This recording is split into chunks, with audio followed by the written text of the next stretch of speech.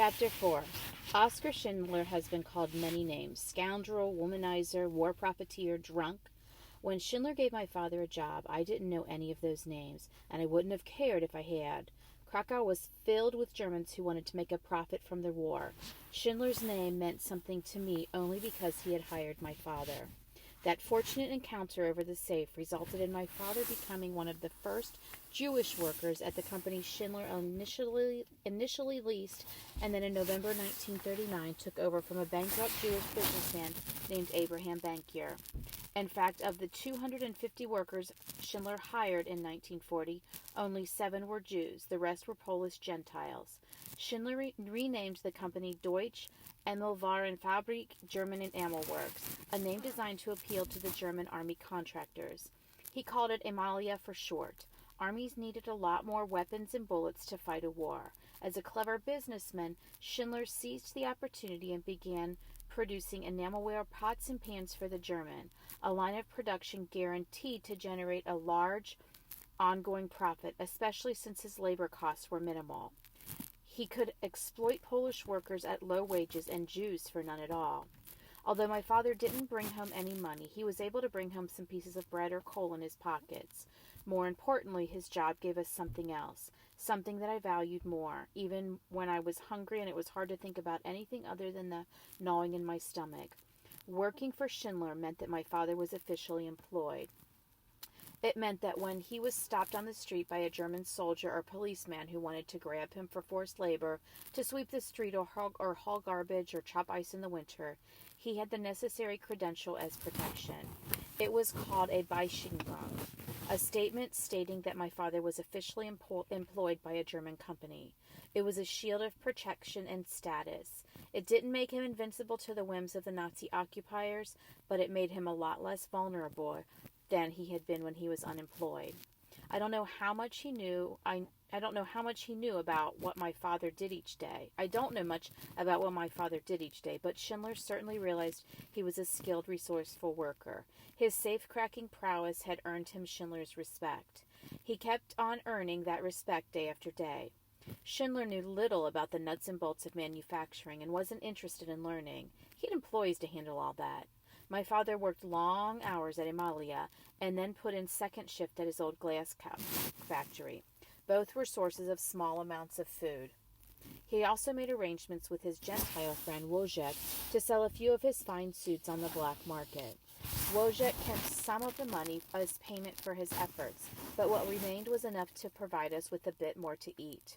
Meanwhile, in Krakow, the Germans tightened their grip on us. Jewish parents could no longer reassure their children with the phrase, "It will soon be over," and a new phrase surfaced, "If this is the worst that happens."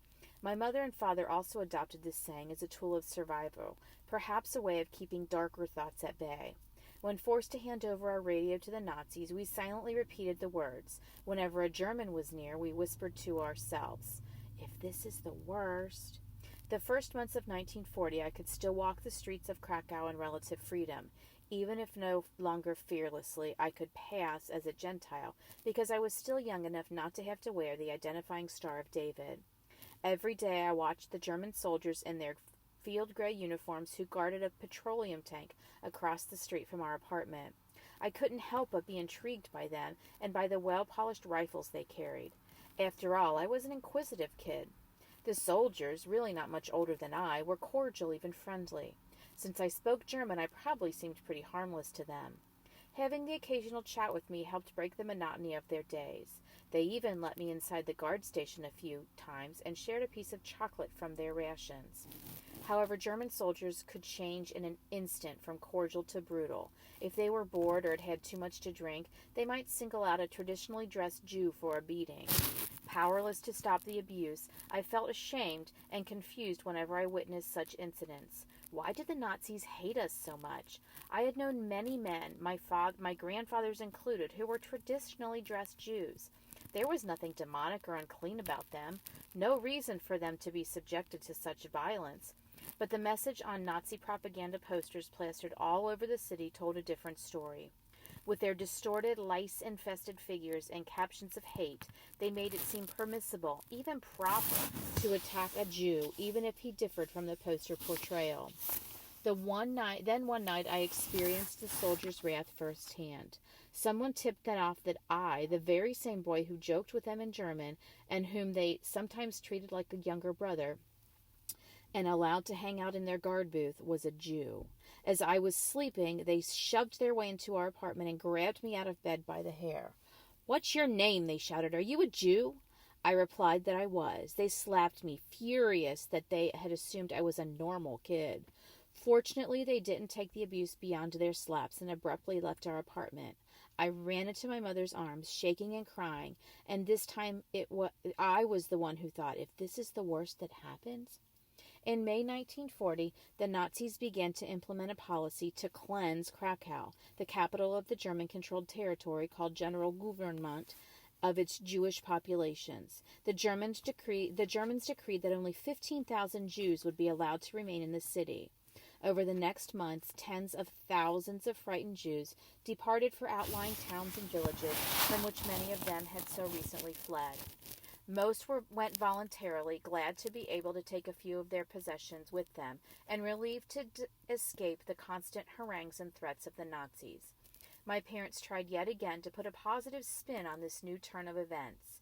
They told us the departing Jews were going to better lives away from the city, where they could be in less crowded conditions and not have to endure the relentless harassment from German soldiers patrolling the streets. They even said that those who had left voluntarily had received money for food and travel. I wanted to believe my parents, but my brothers and sister were not so easily convinced. If moving outside the city was so advantageous, my siblings asked, why were we always so determined to remain in Krakow? My parents had no answer to that.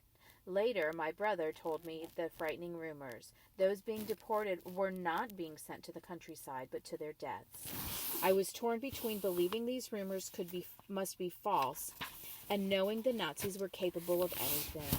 I only had to recall the vicious attack on my father to be sure of that. So I felt a huge sense of relief when I learned my family would be able to stay in Krakow because of my father's work and our residence permits. My father's Bescheinigung from Amalia covered my mother, my brothers Talig, David, and me. Peza, who had been able to get a work at an electrical company, now had her own work permit. Still, we knew how fragile our security was in the face of constantly changing German rules and policies. Every time German soldiers banged on the door, we flashed the permits and held our collective breath for the brief but interminable inspections. My father's job at Amalia helped us in other ways, too. He received lunch at the factory. He never ate it all, no matter how hungry he was, and brought home whatever he could. Some days that bit of smuggled food made the difference between hunger and starvation.